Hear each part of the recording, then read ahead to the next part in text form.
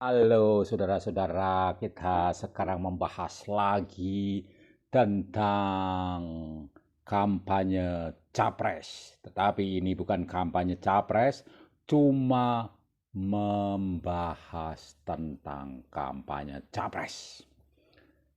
Ketika kita pada saat ini mendapatkan dari tiga pasangan calon presiden dan wakil presiden yang aktif berkampanye hanya dua pasangan calon, maka pertanyaan muncul di kalangan masyarakat yang satu calon, satu pasangan calon presiden dan wakil presiden kok tidak melakukan kampanye, kok hanya malah bekerja di tempat kerjanya masing-masing. Nah, lantas muncul berbagai spekulasi terhadapnya. Satu, mungkin mereka tidak siap. Atau dua, mungkin mereka justru paling siap. Nah, sekarang kita uraikan. Mungkin tidak siap apa? Mungkin secara kesehatan, fisik, atau yang kedua tentang non-fisik, yaitu keterampilan, keahlian dalam persiapan untuk capresnya, pencapresannya, maupun cawapresnya untuk pencawapresannya. Nah, atau mungkin faktor non teknis lain, kita tidak tahu. Yang tahu jelas mereka. Lantas, mungkin karena paling siap justru karena mereka merasa di atas angin sehingga menganggap bahwa hal itu kampanye pada saat ini adalah belum waktunya, menunggu momen yang tepat untuk melakukan suatu gerakan kampanye yang berenergi itu besar. Jadi dua kemungkinan besar itu saja yang kita tekankan saat ini, karena ini kita akan membahas dengan penuh keseriusan. Nah, keseriusan oleh karena apa? Ini ada dasar filosofinya. Mengapa demikian, saudara-saudara? Dua hal ini antara yang siap dan yang tidak siap dalam menghadapi coblosan tanggal 14 Februari. Ada kemungkinan kita melihat bahwa segala sesuatu pemikiran yang ada itu semuanya sebetulnya bersifat relatif. Relatif kebenarannya. Relativitas ini berlaku oleh karena kita memakai prinsip pendekatan postmodernisme. Postmodernitas itu tidak sekedar mendasarkan pada nilai yang berkualitas atau kualitas nilainya, tetapi lebih kepada bagaimana semuanya itu melakukan dan mengatakan apa adanya, bukan hal-hal yang bersifat substantif atau apalagi esensial, tapi yang penting semuanya mengalir. Dan apapun yang dibicarakan itu tidak lagi menjadi sesuatu yang membebani. Yang penting bagaimana respon dari pembaca atau uh, pemilih atau konstituen atau pendengar, mereka dapat memberi penilaian yang berbeda-beda terhadap fenomena yang mereka tunjukkan. Fenomena yang dapat kita tangkap secara indrawi, kita dapat memberikan pendapat yang berbeda, yang mungkin berbeda dari pendapat yang tadi. Dua hal tadi, mungkin mereka siap, mungkin tidak siap. Lantas ada berbagai pendapat yang lebih tajam lagi tentang menghormati kampanye, menghormati demokrasi, menghormati pendidikan pencerdasan bangsa. Ya, tidak menghormati itu oleh karena apa? Itu kesempatan untuk bertemu dengan rakyat, tetapi kok tidak digunakan. Bagaimana calon pemimpin kok tidak mau mendekat pada rakyat? Nah, ini pendapat ini dipertajam dari dua hal tadi, siap dan tidak siap. Nah, oleh karena berbagai hal, maka muncul pemikiran bahwa ada kemungkinan itu tidak menghormati dan sebagainya. Tetapi kita tidak melihat itu sebagai satu kebenaran yang mutlak, yang absolut, tetapi karena ini bersifat subjektif dan relatif. Subjektif menurut masing-masing, yang mendengarkan maupun yang berbicara, bahwasanya mereka melakukan hal itu dapat juga dimaknai sebagai suatu strategi mereka sendiri untuk siap ketika pada momen yang tepat memberikan energi yang besar guna kemenangan yang mau diraih. Karena mungkin secara di atas kertas sekarang merasa di atas angin. Nah, saudara-saudara, hal ini dapat dimaknai begitu bila kita melakukan pendekatan postmodernis yang tidak menekankan pada nilai berkualitas dari suatu tindakan, tapi pada kenyataan realitas yang ada, itulah yang ada dan dapat dimaknai secara berbeda. Apalagi sesudah zaman postmodernitas itu kita mengenal filosofi atau filsafat lanjutan dari itu, yaitu post-truth, di mana segala sesuatu dapat dinilai baik buruk maupun jelek, berkualitas atau tidak, tetapi dapat dinilai menjadi suatu kebenaran, diterima sebagai kebenaran oleh penerima pesan itu. Oleh karena apa? Sering berulang-ulang dinyatakan, sering dikatakan, ditunjukkan, dipamerkan secara terus-menerus dan berulang-ulang. Apa hal ini tidak berlaku untuk tindakan mereka yang tidak melakukan kampanye? Belum tentu, karena sekarang itu zaman online. Dikatakan kalau mereka tidak mendekati masyarakat, tidak menyapa masyarakat, padahal mereka calon pemimpin. Sekarang zaman online, apapun kegiatan mereka dapat menyapa masyarakat.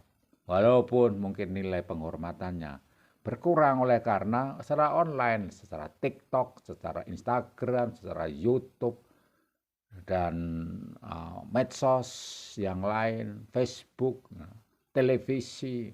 Kita lihat, walaupun mereka tidak kampanye, tapi mereka tetap menyapa. Dan yang datang justru apa? Susu. Ya, bantuan-bantuannya. Nah, itu juga tetap bisa dinyatakan, tetap kampanye kan. Nah, tinggal kita menilai itu sebagai suatu kampanye atau bukan. Itu dapat dinilai sebagai kampanye oleh karena mereka tetap menyapa. Dan bila mana hal ini terus-menerus diulang-ulang untuk dinyatakan pada masyarakat, maka ini seolah-olah merupakan suatu kebenaran sendiri.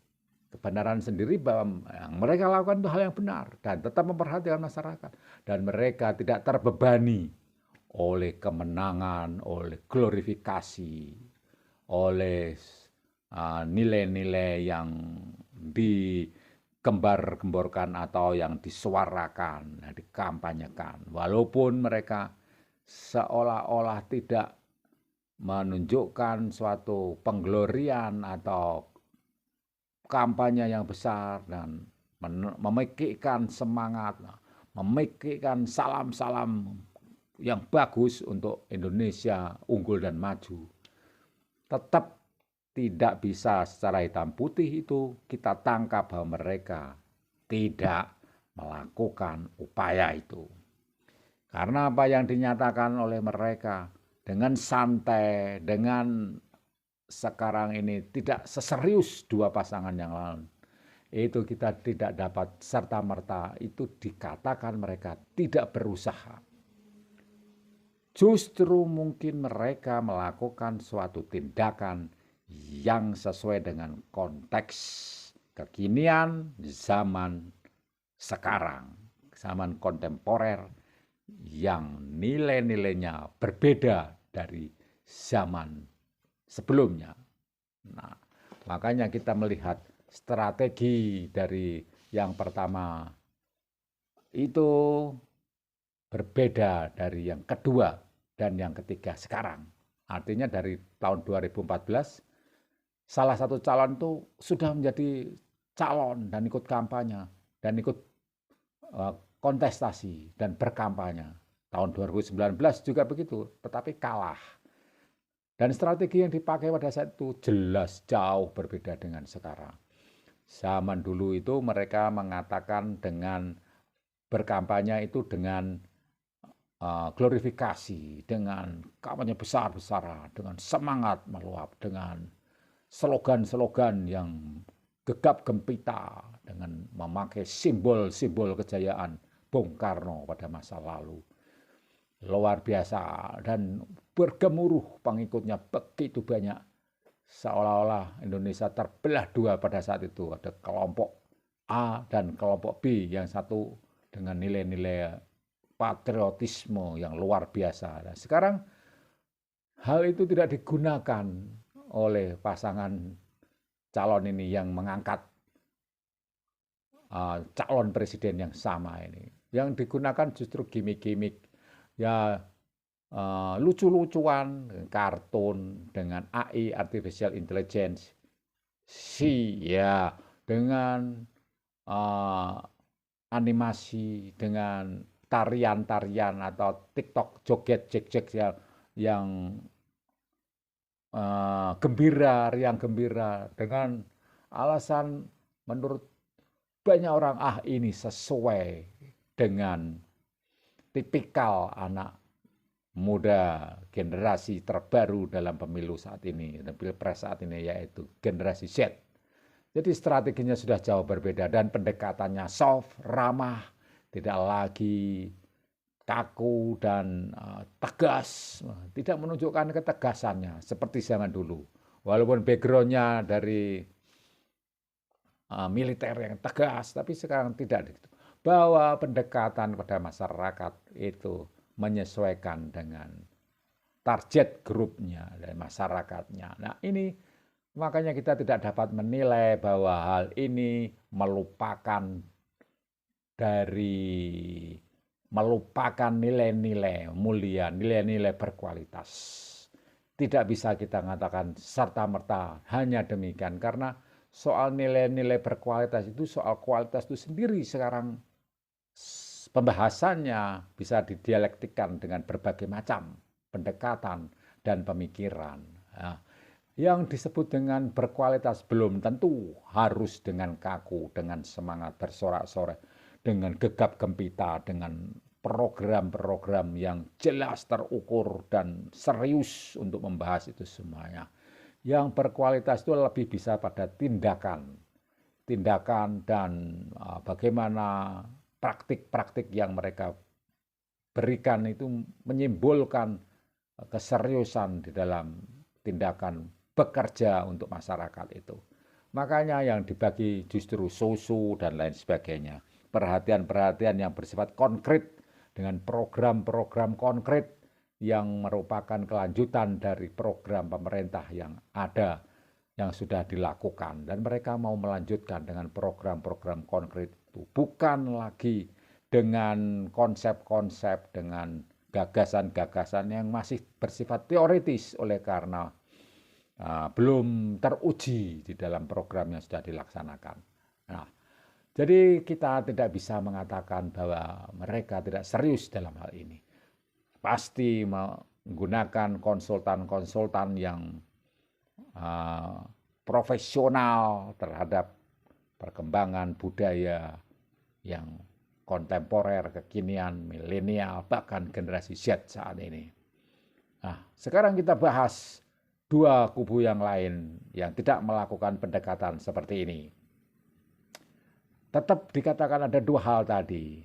Kalau yang tadi dikatakan belum siap atau sudah siap, apakah kita sekarang dapat menilai bahwa kedua kubu yang lain itu juga tidak bisa dinilai dengan dua hal itu? Apakah mereka belum siap atau sudah siap? Nah, kalau dari segala upaya yang luar biasa sejak start hari pertama kampanye, langsung keliling seluruh Indonesia, menemui, menyapa rakyat, memberikan suatu perhatian, berkomunikasi dengan rakyat, bertukar gagasan, memberikan segala macam ilmu pengetahuan, berdialog, langsung turba, lantas mereka melakukan perangkulan, merangkul rakyat dengan segala macam pendidikan yang mencerdaskan secara nilai itu memang betul berkualitas apa yang dilakukan, baik itu secara verbal maupun visual maupun langsung sapa tindakan bersama rakyat itu. Dan itu dapat dinilai sebagai suatu bentuk kesiapan bila memang sudah siap untuk menuju tanggal 14 Februari. Tetapi apakah itu tidak bisa dinilai sebagai suatu kekurangan sehingga dikejar untuk betul-betul menjadi siap? Juga dapat bisa dinilai demikian. Tergantung kita menilai dan memaknai itu sebagaimana filsafat postmodernitas yang kita miliki, bahwa segala sesuatu tidak dapat lagi bernilai tunggal, tapi tergantung yang memaknai dan tergantung yang berbicara. Nah, lantas bagaimana kalau kita melihat itu sebagai suatu keseriusan yang sungguh-sungguh mereka memperhatikan rakyat dibanding yang hanya bermain gimmick-gimmick saja? Ya, kita dapat menilai demikian karena mereka bersikap pendapat dan mempunyai suatu prinsip bahwa mencerdaskan kehidupan bangsa harus melalui suatu dialog yang serius dengan konsep yang terukur, dengan gagasan yang nyata dan jelas, dan itu dapat dipertanggungjawabkan secara ilmiah dan sebagainya, yang betul-betul dinilai secara verbal itu nilai mutunya tinggi. Nah, namun kita harus tetap mewaspadai bahwa manusia itu adalah suatu makhluk yang kompleks, yang penuh dengan berbagai macam faktor berubah dalam sikap dan kehidupannya. Bahwasanya manusia untuk melakukan segala sesuatu kebaikan itu, kalau selalu distel dengan sepaneng atau dengan serius, dengan tegang, itu lama-kelamaan energinya bisa-bisa dol pada saat yang dibutuhkan, ketika momentum untuk ledakan yang lebih besar, gerakan yang lebih besar, ternyata tidak dapat diakomodasi oleh karena sudah digenjot sejak awal. Sehingga manusia itu dikatakan membutuhkan rekreasi atau relaksasi. Ada momen-momen di mana harus santai, ada momen-momen di mana harus rileks, ada momen-momen di mana harus serius dan menggenjot dengan kekuatan energi gaspol. Nah, ini kelihatannya suatu sudut pandang yang akan menyeimbangkan dari semua hal untuk ketiga kontestan. Bahwasanya masing-masing tentu dapat mengukur saat-saat yang tepat untuk memberikan hal yang terbaik yang mereka miliki untuk rakyat. Dan rakyat sendiri yang akan menilai sesungguhnya keseriusan dan kesiapan mereka itu sejauh mana. Apakah secara kesehatan siap? Apakah secara mental siap? Tubuh, jiwa, dan roh, apakah siap secara material maupun spiritual? Secara fisik maupun mental? Apakah mereka dengan segala macam strategi yang mereka tunjukkan itu siap?